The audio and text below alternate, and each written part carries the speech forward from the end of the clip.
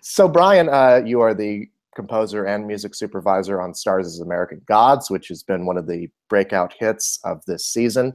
How do you account for the success of this show? Timing, a lot of hard work, Yeah. chemistry. You know, I've just come off of 3 years of working with Brian Fuller and some of the other folks on Hannibal. This being a new platform, a new story, borrowing from some of the things that we're working on that show, and you know, taking him into Neil's very esoteric world. I don't know, something in the air. Well, were you a fan of the book before you came aboard this? Did you like draw any inspiration for your music from that, or? I did, but I didn't read the book until after I'd read the first script. Okay. So, and it was a year ago, so I had plenty of time to digest the book before diving in fully, you know. Mm-hmm. So I'm curious. I mean, this is no other way to say it, this is a weird show. So I wonder what your initial ideas for the music were. Well, it's kind of goes all over the place, right? I mean, I got to take it scene by scene, act by act. So when the show opens, my first task was to score these Vikings, these gods of war that were on their Viking ship, and they were arriving to the New World. And so I approached it like Norwegian black metal, because I thought if I could hint at that, that would be musically sort of interesting. And then from there, we move into the prison, and we move into the cold sounds of a prison. And then from there, we're at the airport, and it becomes jazz with Mr. Wednesday. And by the end of the first episode, I'm using nothing but computer programs to make music for Technical Boy. So it's scene by scene, you know, because it's so varied every episode, you know. Well, what you're describing, I mean, it sounds so all over the place. I wonder how you create a consistent thread through it. You know what I mean? Like, oh so yeah, it doesn't seem confusing. yeah. Well, I used to be a chef, and I can tell you I draw a lot of my scoring techniques from cooking techniques. And there's ways to connect things. You know, maybe it's a couple of these ingredients are in this dish, so the courses kind of complement each other in a harmonious way. And plus, you know, I'm putting my style and my sensibilities into all of it. So I think that, you know, it does bridge itself hopefully harmoniously with the show, and it doesn't feel like we're going from, you know, black metal to jazz in a you know, sort of horrible way. And you're also the music supervisor on this, which is usually, I mean, those two jobs are done by separate people, but you doing both. I wonder what the benefit of that is for you. Mm-hmm. Well, my very first job was doing a film called The Virgin Suicides. And I was hired to be the music supervisor. But I come from the world of being in bands and making records. And in the process of doing that film, I ended up joining the band Air, who were assigned scoring the movie. So I was the music supervisor as well as being a part of the score.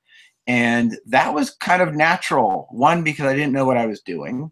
Neither did anyone else. It was our first movie. But I was able to talk to Sofia Coppola, the director, as the music supervisor, but also being involved in the score.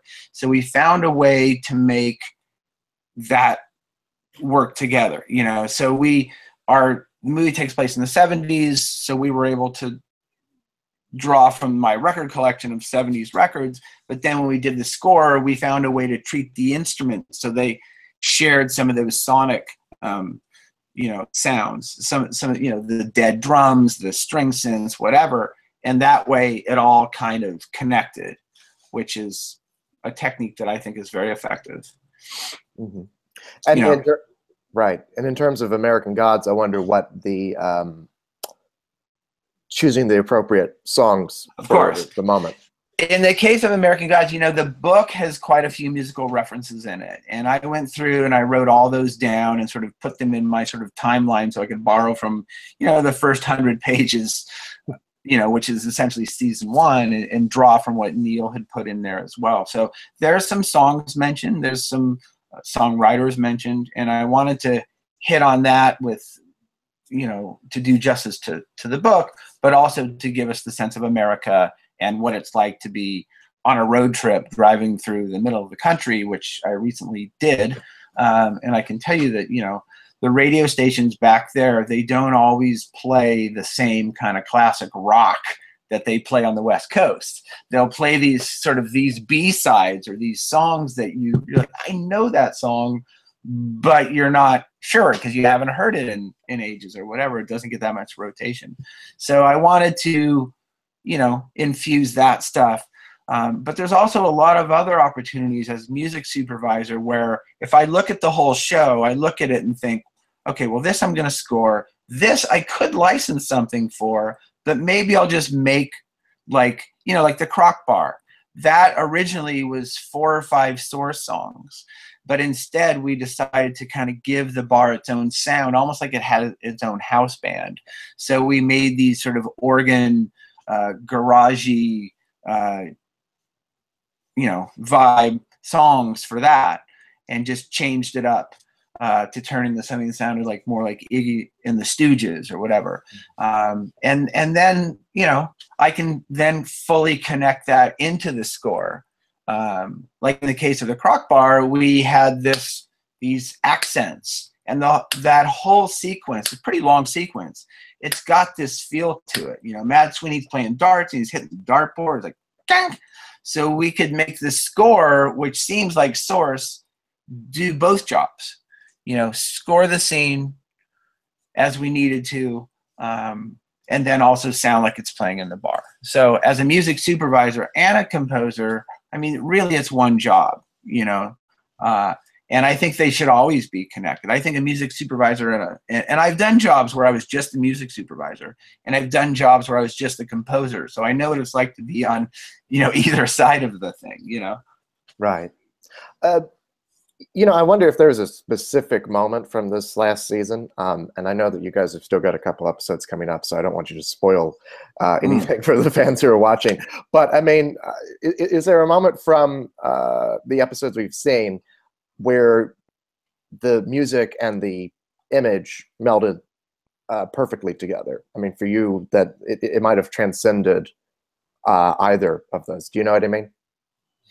Well, yeah, I love to, especially when working with Brian Fuller, who's got this visual sense and gives me these shots that I can sort of really get into these bizarre worlds and hit all the little light flickers and the different images and the things that happen. And I think that those scenes can really pull the audience in because the music is so in step with the visuals. And I love the scene where after Bilquis invaginates Joel Murray's character, there's a point where he's flying through space. I think it's the 2nd episode, and he's in what they call the Vagina Nebula.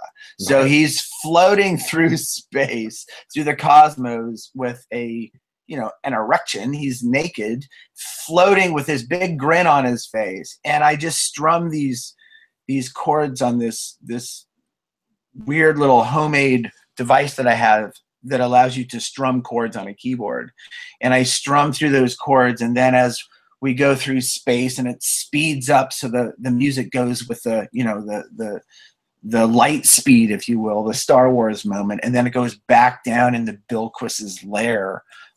That's a pretty special moment for me. I feel like it really pulls me in, but there's a lot of them. There's a lot of these big moments. There's these Coming to America sequences, which was essentially a movie within a movie.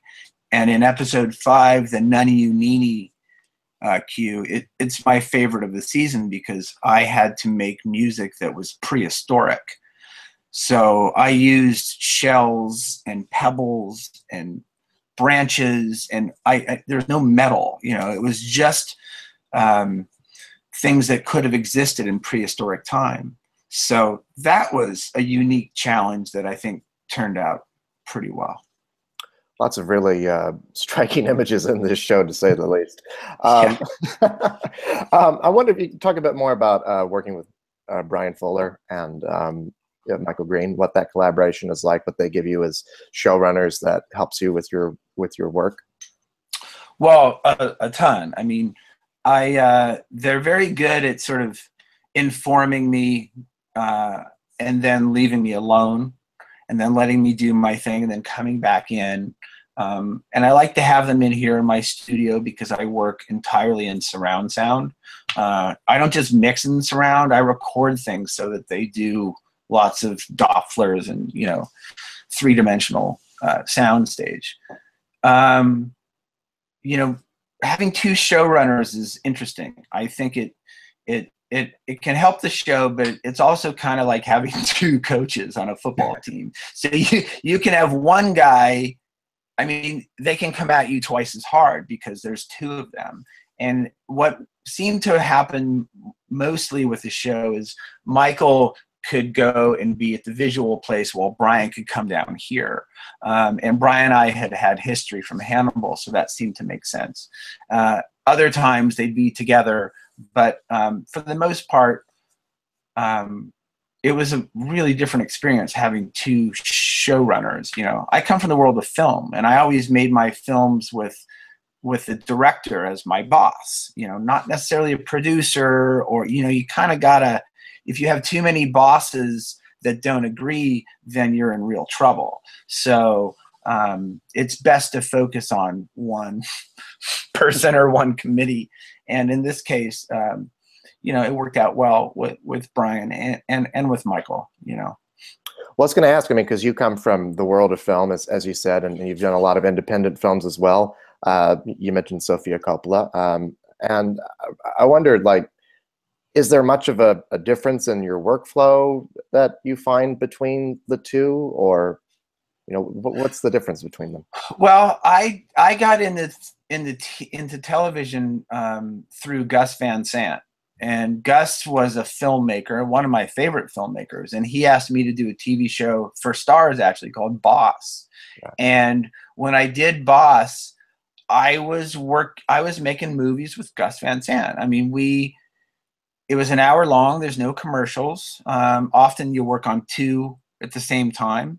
And I projected on a big screen. I mean, I work the same, but you have less time, for sure. You usually have more time in the beginning to kind of figure out what you're doing, but everybody's rushing to figure out what it is in the beginning. So it's kind of a bit messy and needs more time in the beginning. But once you're kind of rolling, same with the film, you're just kind of flowing. You know, the workflow over here is pretty smooth, you know. And I think we've been doing this for like 20 years now. You know, my first film was, like I said, Virgin Suicide in 1999, I think.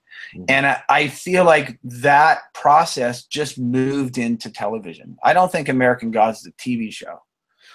You know, I've worked on big budget studio movies. I've worked on video games. I've worked on indie films, and American Gods is a whole other thing. It's kind of a blend of all of those things. Mm-hmm. Well, I mean, with such a wide variety of work that you do, what attracts you to the projects that you score? Well, I go through different parts of my life. Right now, I'm slightly obsessed with like Carl Stalling and Treg Brown, you know, the Looney Tunes and Merry Melodies, and where the music, I know, cartoons. Right, yeah.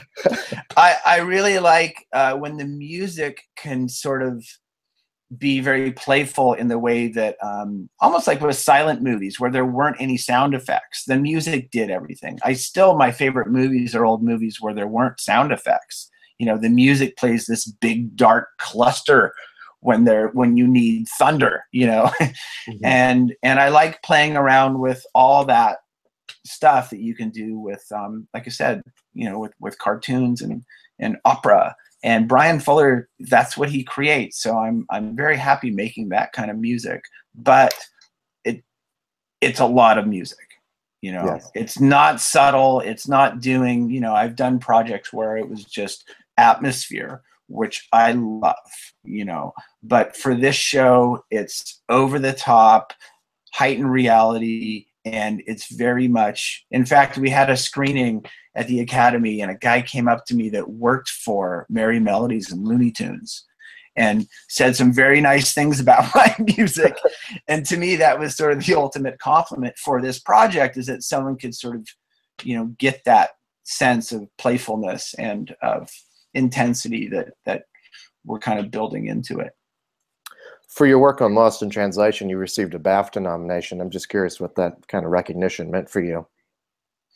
Well, that was an amazing time, because at the time, you know, Sophia, we were nominated for, the film was nominated for Best Picture, and we went to all these awards things, and it was just kind of a whole other world, because when you work on these projects, you know, I mean, Lost in Translation, that movie shot in just over 3 weeks, and I did that movie mostly in my, you know, at my house in my pajamas, or in England working with Kevin Shields, who was nominated with me for the BAFTA. It was surreal. It was a surreal experience. But the best thing about it is we were so proud of the work. Everything that we did, we never thought of awards or anything. We just thought of making something that we really liked, and it was very natural. And to be sort of validated or you know, honored with stuff like that was fantastic. I mean, you know, we put on suits and we went to these events and shipped champagne, and it was you know, it's what Hollywood's supposed to be, I guess. It was fun. Well, Brian, thank you so much, and congratulations on your work on American Gods. Thank you so much, Zach. Take care.